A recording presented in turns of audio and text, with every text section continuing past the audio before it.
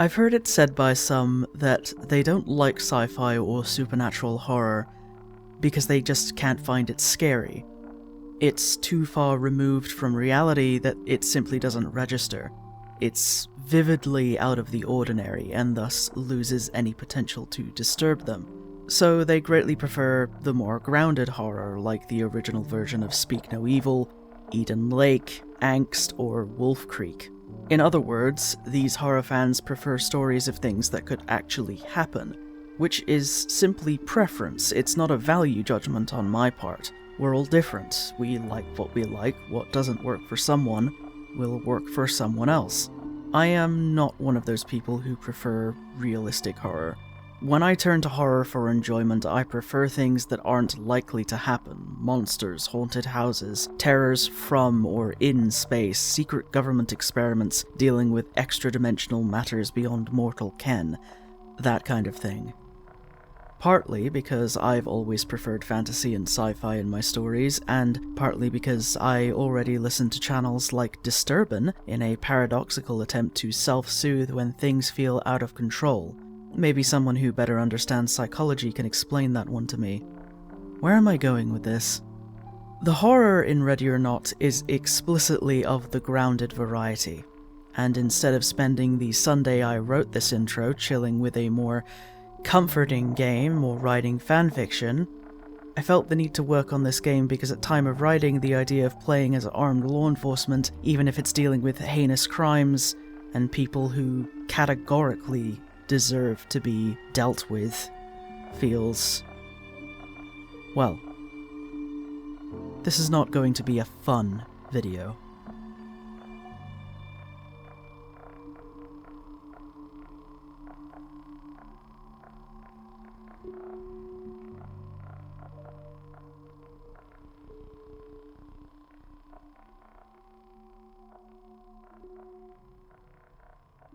If you find value in videos like this, please consider subscribing.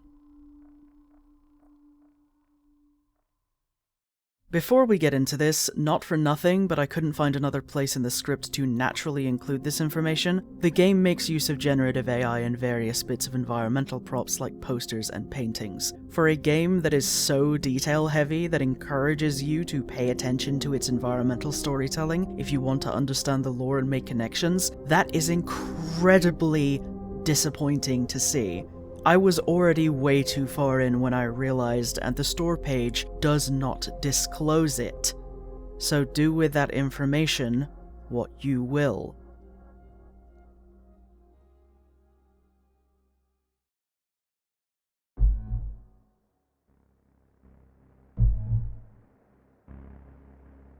I'm not going to go beat by beat here.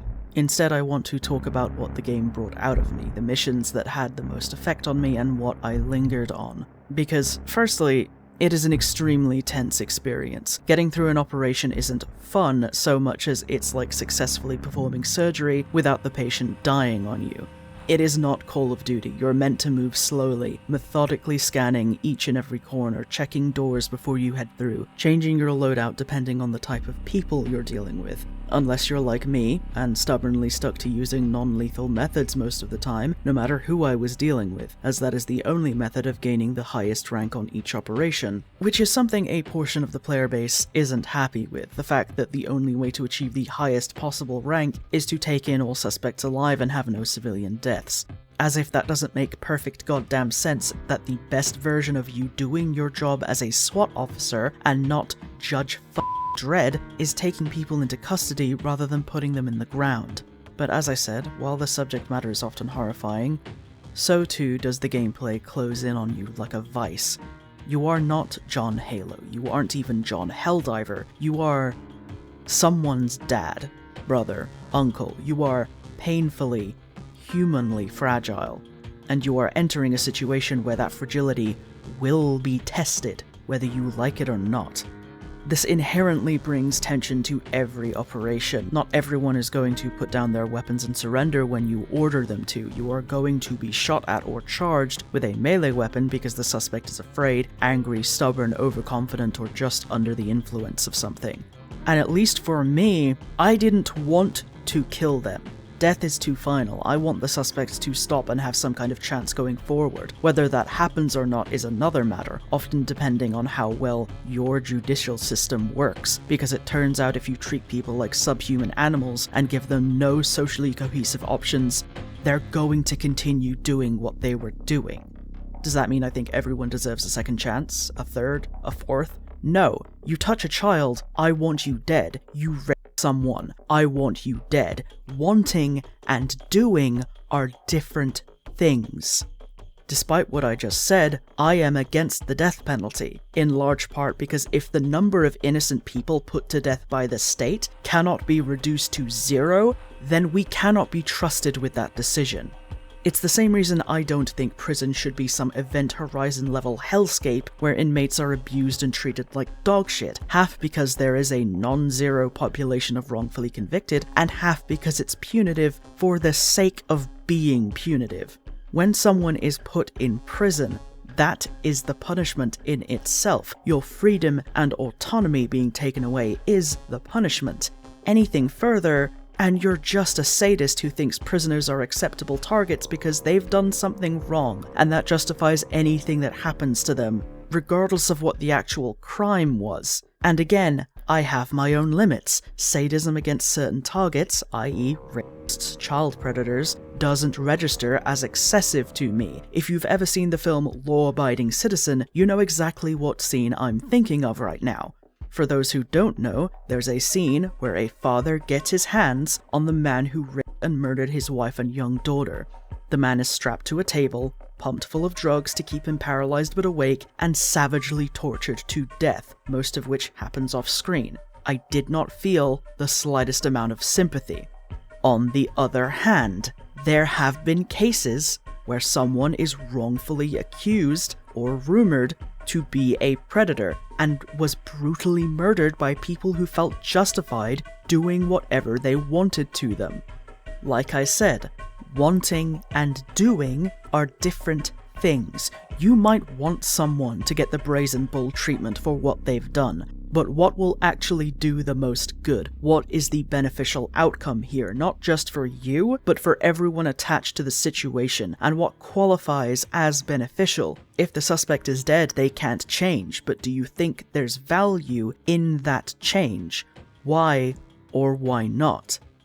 I'm not giving you an answer here. I don't presume to have the most optimal, morally secure outlook on this. But I do think that more people could stand to examine how they feel about crime, justice, and punishment, and why they feel that way. But Morgan, in your personal Hear Me Out video, you had Celia Lead, who buys the protagonist off an auction, abuses, and rapes them. Doesn't that make you a hypocrite? No. Because if you have more than 2 brain cells to rub together, you know that fiction and reality are different fucking things. Does that mean you need to be comfortable with everything fictional? No, of course not. It's not an all or nothing situation. You curate your media based on your tolerance levels. Censorship is censorship is censorship. We cannot allow the government to decide what is okay and what isn't, because those values are subjective. When it is fictional, you can still judge someone, you can still feel icky about it, but I have things in fanfiction spaces that I avoid because they gross me out, and unless it's something egregious, I block and move on, because I only have so much energy and time on this earth, and witch hunting people I don't know is a waste of that goddamn time. If you too are exhausted by people wielding the words romanticize and normalize like a fucking nightstick, help is available. Call 1-800-BLOCK THAT BITCH now.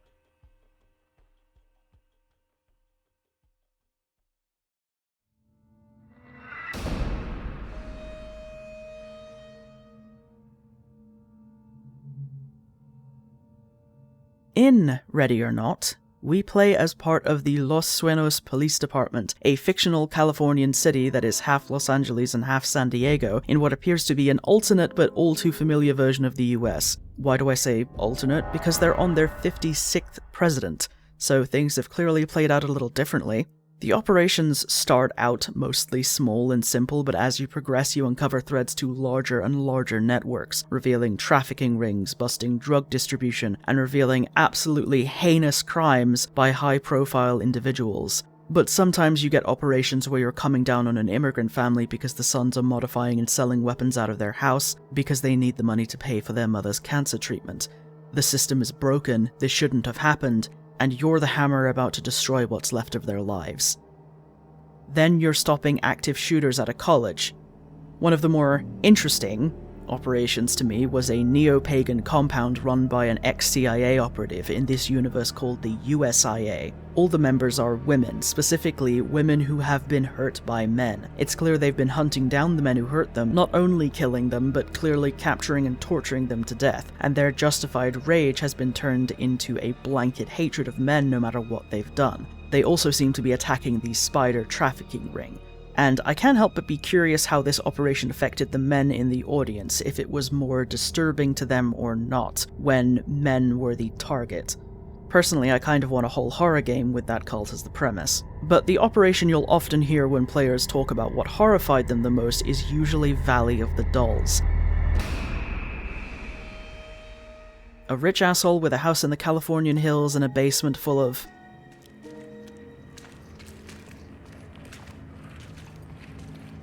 Nothing here, sir.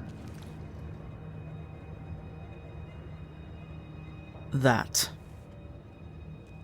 A room meant for small children and a camera. A room for developing pictures hung with dozens of photos of children, and a room with half-buried barrels, small clothes, toys, and bones scattered between them.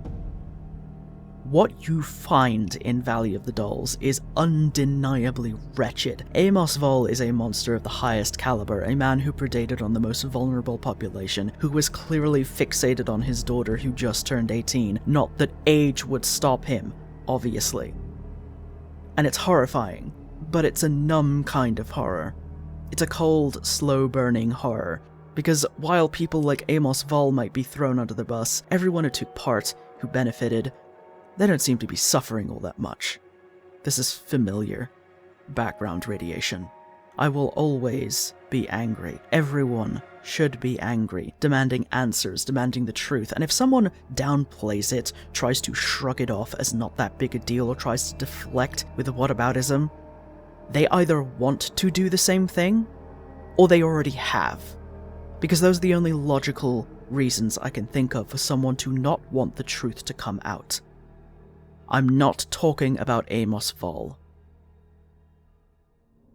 On that note, you can probably tell that a fair few of the operations pull from real-world events. 23 megabytes a second has a streamer getting swatted. Lethal Obsession deals with what is essentially the Unabomber. Elephant deals with a shooting at a college. And of course, Valley of the Dolls has Amos Vol, an incredibly well-connected and wealthy figure directly involved with the production and distribution of CSAM. All they needed to complete the connection was have Amos suspiciously die in prison.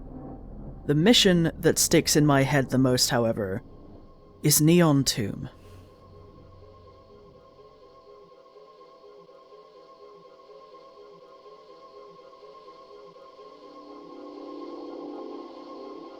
Neon Tomb is pretty clearly inspired by the Pulse nightclub shooting of 2016, where 49 people were murdered while enjoying the weekly Latin night event.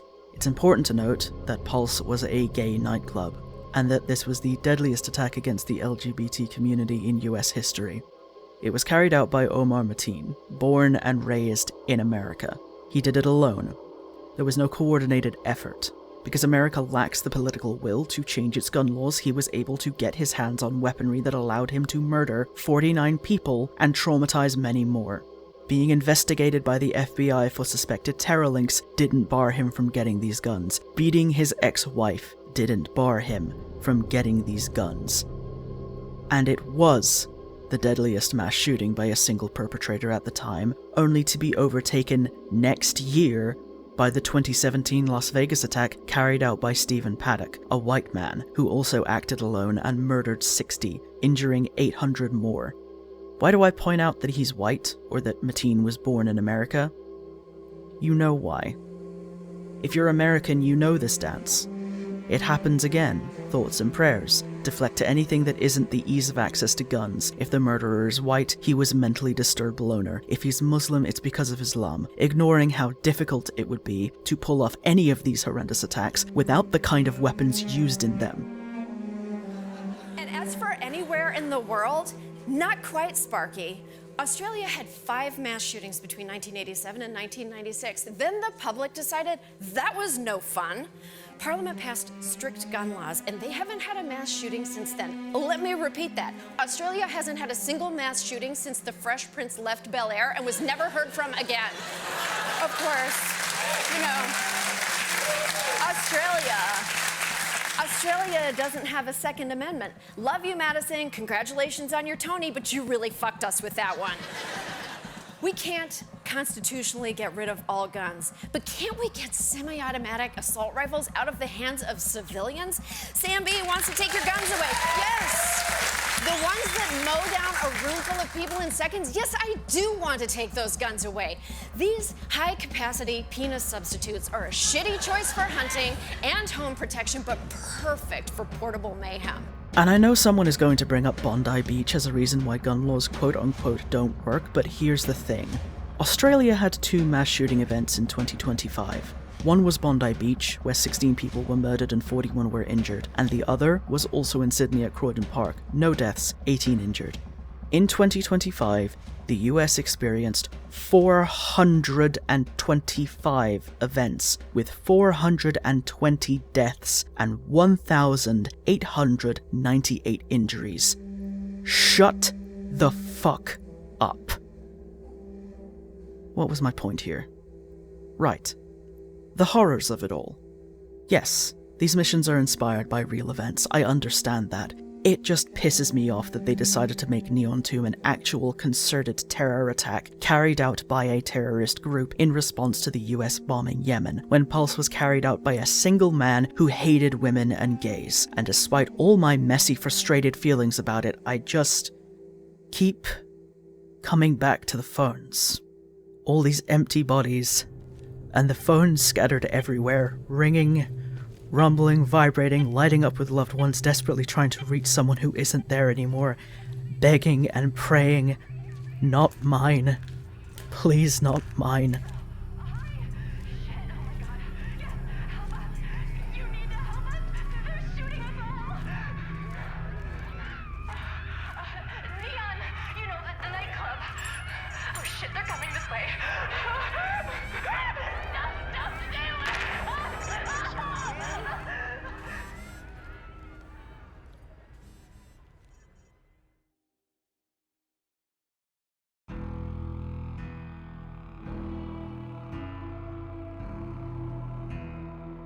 We should probably talk about the censorship, shouldn't we? What is the value of shocking content? Especially when it comes to the specific context of being someone like a SWAT officer, or someone who works in Child Protective Services, Special Victims Unit, first responders, mortuary technician, that kind of thing. Lines of work that will inevitably result in you seeing some horrendous things. In trying to verbalize my views, my perspective can shift and evolve over time. But even if I think you can make a story about anything, I have always held the idea that you should give a shit about the subject matter you're playing with, most especially when it is sensitive subject matter.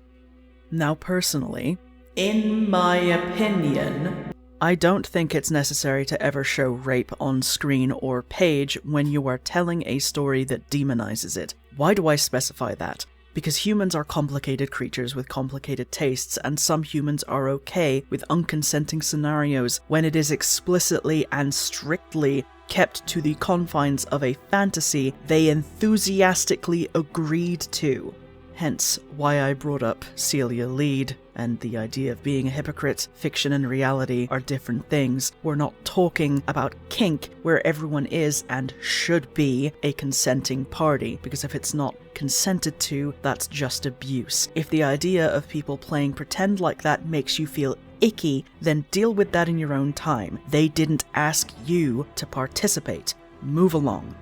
The point is, while I don't think the act itself is necessary to show, the implication, aftermath, and discovery of such events is fair. I also think there is a value in not shying away from these extremely upsetting topics when it is specifically in the context of a profession that would encounter it. In other words, No matter how you feel about the police, SWAT officers are going to run into some extremely heinous and traumatizing scenes while doing their jobs. I don't think it helps to pretend like they don't when the entire point of the game is being a SWAT officer dealing with terrible situations. Like, it would be weird to play a game where you are playing as a hunter only to get squeamish when it has you methodically dress and butcher the animal you just killed. That's the point of hunting. Why wouldn't that be part of the game? Is there a way to do this tastefully?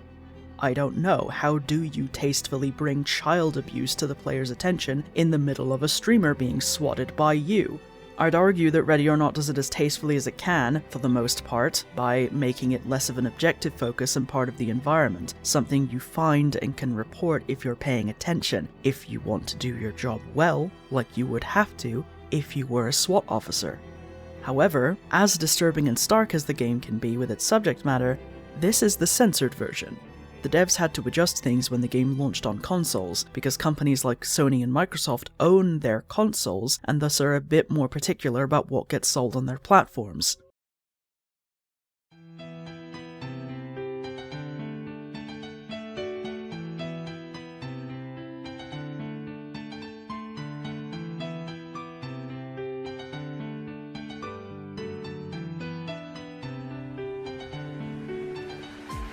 You know, usually. Here is a list of changes made to the game that I could find. Post-mortem dismemberment. Exactly what it sounds like, you can't dismember corpses anymore. Nudity. Full frontal male and female nudity was removed. 2 male instances of note being a hostile suspect freeballing it under his jacket, and an informant who has been tortured by a gang. They disfigured him, but let him keep the dignity of his underwear. Sure, that makes sense. The female nudity was from trafficking victims found in a shipping container. They were nude before, now they're in their underwear. Child endangerment. A young girl overdosing in a meth house was changed to have her curled up sleeping rather than convulsing on her back. Were you expecting more? So was I. On principle, I understand why people were upset by these changes when they were sold the premise of an uncompromising SWAT simulator, but having played the game, it is still much darker and more disturbing than any other game of its type.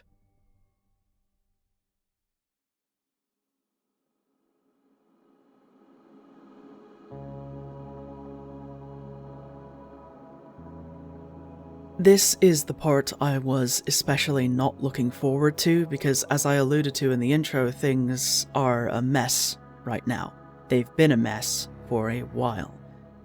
Now, because we live in a world of what is, rather than a world of should be, police are going to remain a part of society for the foreseeable future, no matter how you may feel about them. That doesn't mean you can't argue for better, that doesn't mean you can't push for accountability. Do not hear me say that. Is Ready or Not propaganda?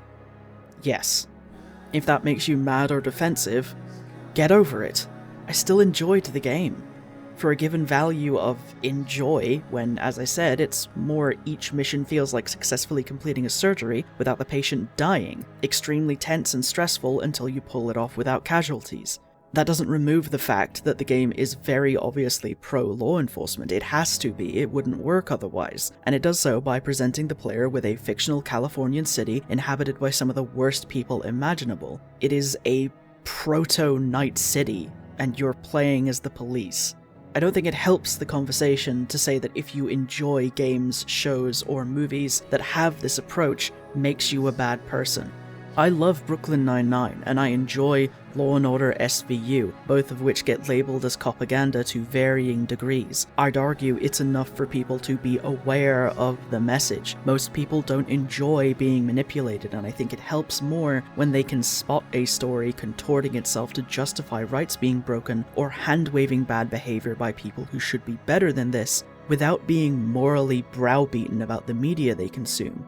At the same time, years and years and years of media showing law enforcement as competent good people catching bad guys, roughing up the assholes who quote-unquote deserve it, and always being justified when they do something that violates the law because they did it for the right reasons, or again, the target deserved it somehow. If you, or the people close to you, have never had negative interactions with cops, or any interactions at all, that idea of them built by media explicitly to show them in a positive light is going to be the only reference you have.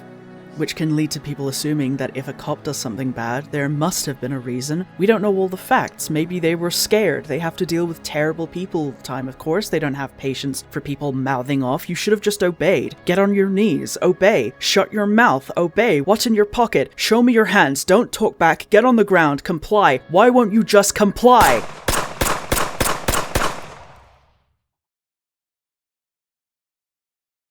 I don't know where I'm going with this.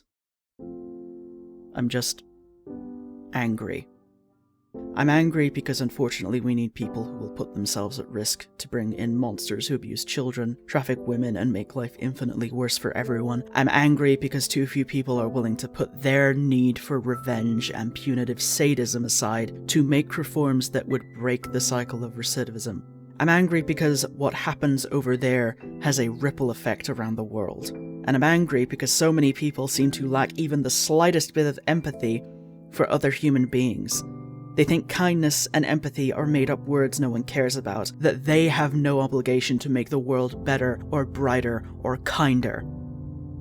Cowards. Every single one of them. You opted out of being human and called it truth.